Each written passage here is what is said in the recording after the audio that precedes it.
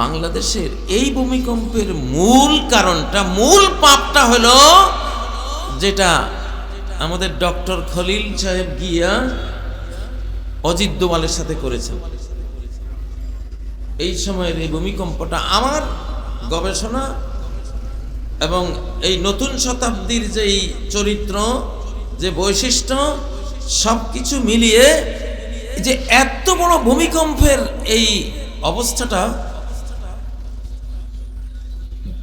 ভারতে যখন আমাদের ডক্টর খলিল নিরাপত্তা উপদেষ্টা উনি গিয়া অজিত দোভালের সাথে মিটিং করলেন, আর ভারত তো হলো সন্ত্রাসী, ওরাই সন্ত্রাসী, তো ওরা এবং ভারতের আর অন্যান্য যে সঙ্গী রাষ্ট্রগুলি আছে অজিত দোভালকে এটা বলতে বাধ্য করেছে যে বাংলাদেশে হ্যাঁ এরকম আছে।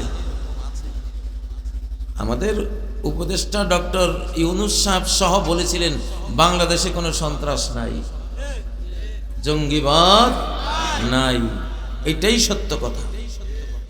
হিন্দুত্ববাদীরাই সন্ত্রাসী, বিজেপি আরএসএস জঙ্গি। ডক্টর খলিল আপনাকে বলতে হতো মুসলিম মানে শান্তিপূর্ণ জাতি, স্রষ্টায় আত্মসমর্পণকারী মানব বন্ধু, মানবের প্রতি যে রহমত স্বরূপ যে জাতিটা, সেই জাতি হলো মুসলিম। তোমরা নিজেরা সন্ত্রাস করে বহু বছর থেকে মুসলিমদেরকে তাদের উপরে ওই দায় চাপাচ্ছ।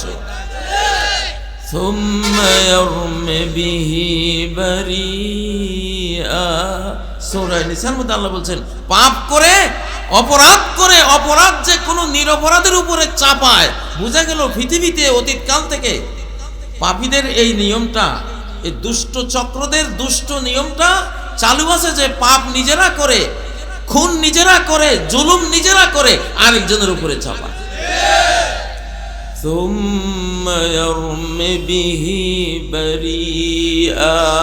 পাপ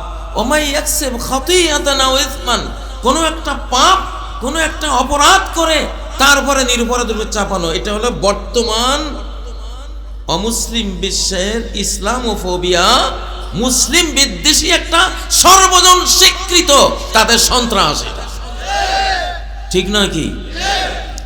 ডক্টর খলিলকে বলতে হতো জনাব অজিত দোভাল, আপনারা বোমা মেরেছেন নিজের দেশে, বোমা মেরে সন্ত্রাস করেছেন, সেই সন্ত্রাস করে বাংলাদেশকে আক্রমণ করার ষড়যন্ত্র করছেন, বাংলাদেশিদেরকে আরেকবার গোলাম বানাবার চক্রান্ত করছেন, আরেকবার ভয় দেখাচ্ছেন। ঠিক নয় কি? এটা ইহুদি আর হিন্দুত্ববাদীদের চক্রান্ত।